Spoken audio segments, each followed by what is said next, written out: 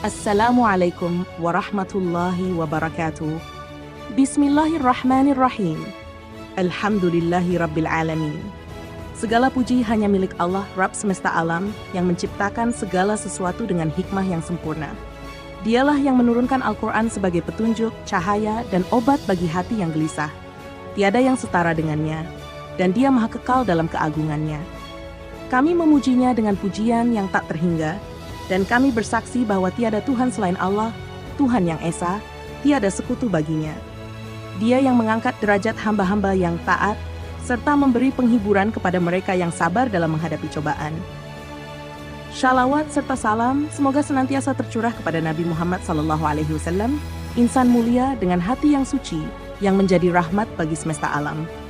Beliau adalah pembawa risalah agung, pemilik akhlak terpuji, dan pemimpin umat, yang namanya terus disebut dan dimuliakan hingga akhir zaman. Sahabat dunia histori yang dirahmati Allah, kehidupan Rasulullah SAW penuh dengan pelajaran berharga yang menggugah hati. Salah satu momen paling indah dalam perjalanan dakwah beliau adalah turunnya surat Al-Kautsar, sebuah surat pendek namun penuh makna.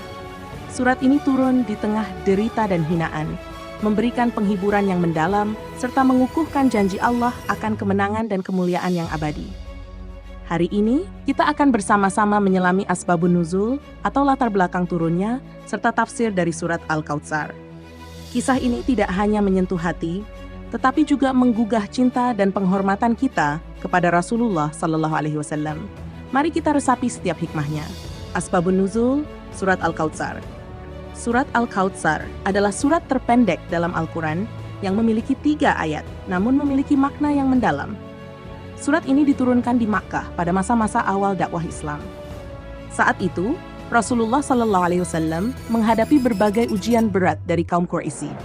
Mereka tidak hanya menolak dakwah beliau, tetapi juga sering mencela, menghina, dan menyakiti beliau, baik secara fisik maupun emosional.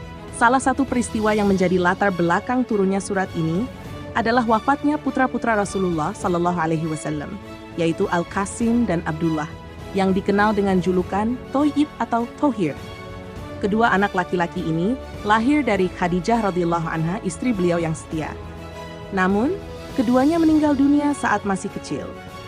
Wafatnya kedua putra beliau menjadi pukulan berat bagi hati Rasulullah SAW. Duka beliau semakin mendalam ketika kaum Quraisy memanfaatkan peristiwa ini untuk mengejek dan menghina beliau. Salah seorang pembesar Quraisy, Al-Ash bin Wa'il, berkata dengan penuh kebencian, Muhammad telah menjadi abtar. Kata abtar dalam tradisi Arab berarti terputus. Istilah yang digunakan untuk menghina seseorang yang tidak memiliki anak laki-laki sebagai penerus nasab dan kehormatan. Hinaan ini tidak hanya datang dari Al-Ash bin Wa'il, tetapi juga dari Abu Lahab dan pembesar Quraisy lainnya. Mereka mengejek Nabi SAW dengan keyakinan bahwa nama beliau akan terputus dan dilupakan setelah wafatnya, karena tidak memiliki keturunan laki-laki yang dapat meneruskan dakwah beliau. Dalam riwayat Syahih dari Ibnu Abbas radhiyallahu anhuma disebutkan, Qala Ibnu Abbasin, nazalat inna a'tainakal kautsar, indama qala al-As bin Wa'il, inna Muhammadan abtar, la walada lahu yabqa yadhkuruhu ba'dahu. Ibnu Abbas berkata, surat Al-Kautsar turun ketika Al-Ash bin Wa'il berkata, Muhammad adalah abtar terputus karena dia tidak memiliki anak laki-laki yang akan mengingatnya setelah wafatnya. Hadits riwayat Tabrani dalam Al-Mujam Al-Kabir. Di tengah kesedihan Rasulullah SAW, Allah Subhanahu wa Ta'ala menurunkan surat Al-Kautsar. Surat ini menjadi penghiburan, penguatan, sekaligus membalas ejekan kaum Quraisy kepada Rasulullah SAW. Dan Allah menegaskan bahwa bukan Nabi SAW yang terputus, melainkan musuh-musuh beliau. Sahabat dunia histori yang dirahmati Allah, setelah kita mengetahui kisah mendalam dari turunnya surat Al-Kautsar, mari kita lanjutkan pembahasan tafsir surat Al-Kautsar menurut para ulama. Tafsir surat Al-Kautsar. Inna a'tainakal kautsar. Sesungguhnya kami telah memberikan kepadamu nikmat yang banyak. Imam Al-Qurtubi. Al-Qurtubi menjelaskan bahwa kata Al-Kautsar berasal dari kata katsroh, banyak. Para ulama berbeda pendapat mengenai apa yang dimaksud dengan Al-Kautsar.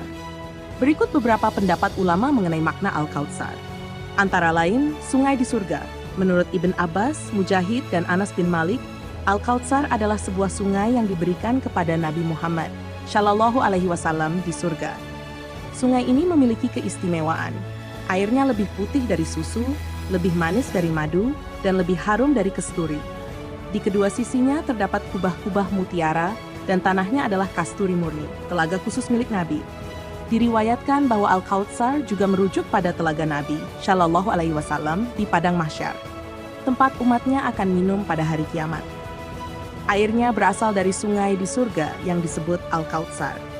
Sebagian ulama seperti Ikrimah dan Asy Sya'bi menyebutkan bahwa Al-Kautsar mencakup segala bentuk kebaikan yang melimpah, termasuk kenabian, wahyu, syafaat, umat yang besar, dan kemenangan dalam agama. Imam Al-Qurtubi menekankan bahwa semua pendapat ini tidak saling bertentangan, melainkan menunjukkan betapa luasnya makna nikmat yang diberikan Allah kepada Nabi Muhammad Shallallahu Alaihi Wasallam. Beliau juga menegaskan bahwa penggunaan kata Al-Kautsar dalam bahasa Arab menunjukkan sesuatu yang sangat banyak dan melimpah. Penafsiran Imam Fakhruddin Al-Razi. Imam Al-Razi menafsirkan Al-Kautsar sebagai nikmat yang sangat banyak dan melimpah yang diberikan Allah kepada Nabi Muhammad Shallallahu Alaihi Wasallam. Beliau menguraikan beberapa aspek dari nikmat tersebut. Sungai di surga. Beliau menyebutkan bahwa Al-Kautsar adalah sungai di surga yang khusus diberikan kepada Nabi Muhammad Shallallahu Alaihi Wasallam berdasarkan beberapa riwayat hadis. Kebaikan yang melimpah. Al-Razi menekankan bahwa Al-Kautsar mencakup segala bentuk kebaikan dan nikmat, baik yang bersifat duniawi maupun ukhrawi. Kedudukan yang tinggi. Beliau juga menafsirkan Al-Kautsar sebagai kedudukan yang tinggi dan mulia yang diberikan kepada Nabi Muhammad Sallallahu Alaihi Wasallam di sisi Allah. Syafaat.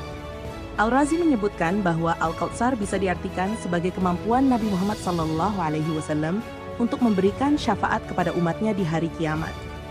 Al-Razi menjelaskan bahwa Al-Kautsar juga mencakup kemenangan yang diberikan kepada Rasulullah Sallallahu Alaihi Wasallam yang menjadikan ajaran beliau tersebar luas dan abadi. Beliau menutup penjelasannya dengan menyatakan bahwa ayat ini menunjukkan cinta dan penghormatan Allah kepada Nabi Sallallahu Alaihi Wasallam, serta keutamaan beliau yang tiada bandingannya. Imam Abu Hayyan Al-Andalusi.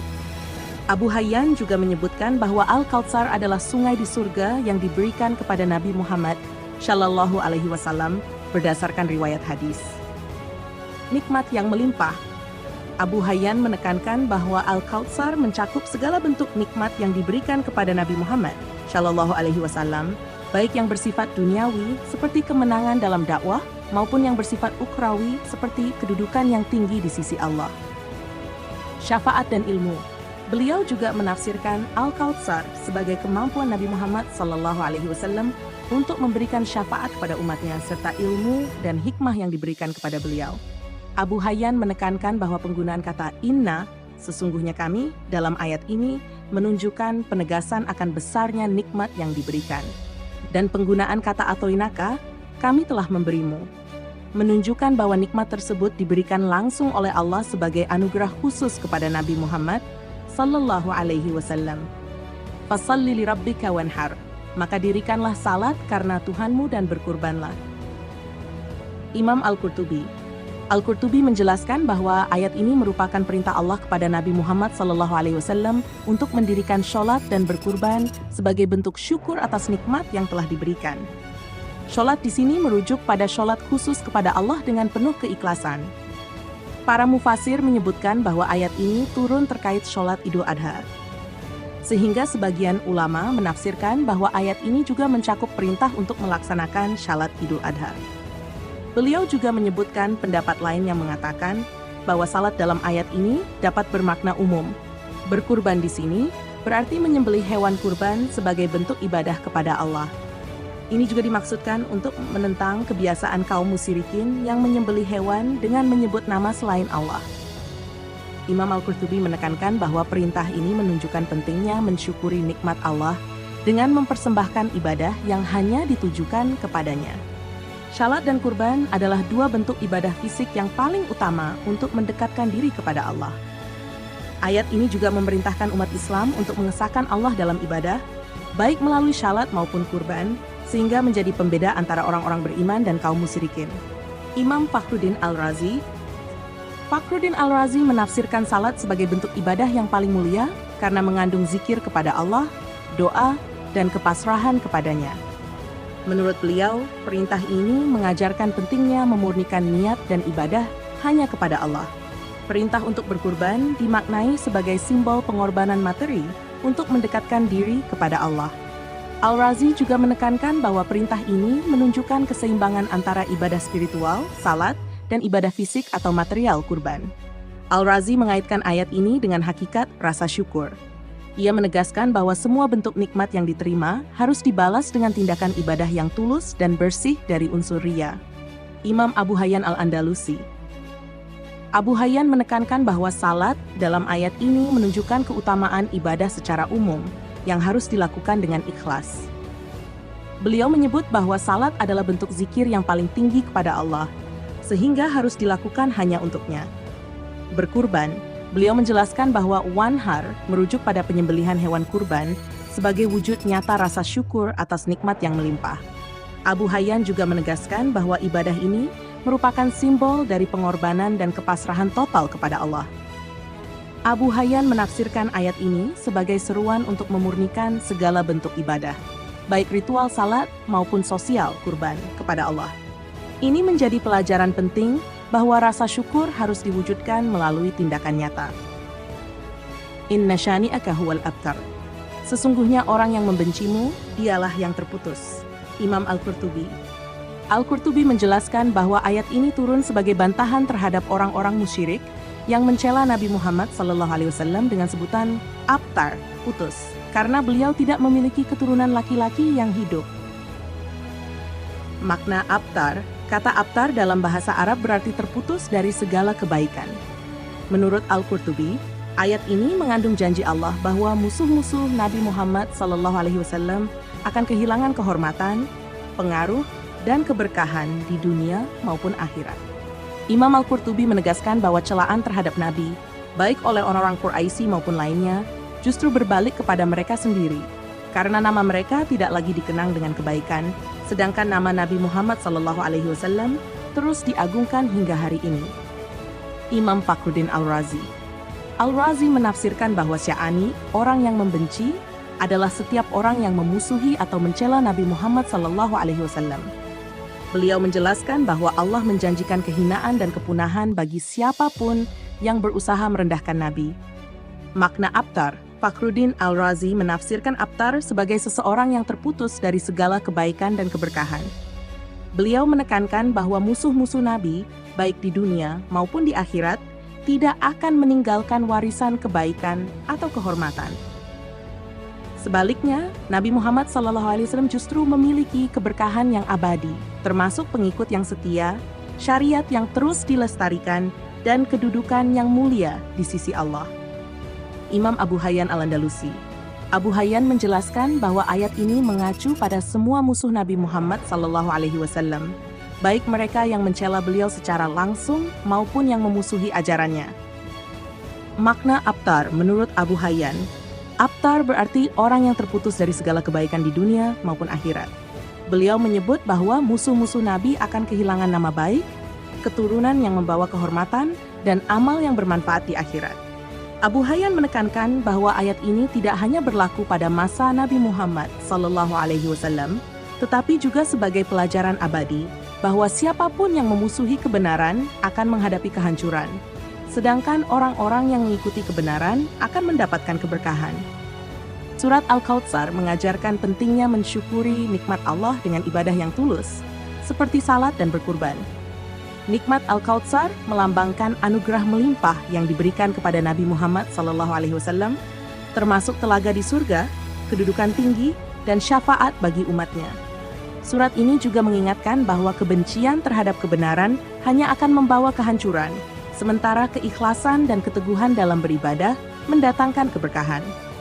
Islam sebagai nikmat terbesar mengajarkan keseimbangan antara ibadah spiritual dan sosial, serta keyakinan pada pertolongan Allah di setiap ujian kehidupan. Sahabat dunia history yang dirahmati Allah, dalam perjalanan hidup, nikmat Allah hadir dalam setiap detak waktu.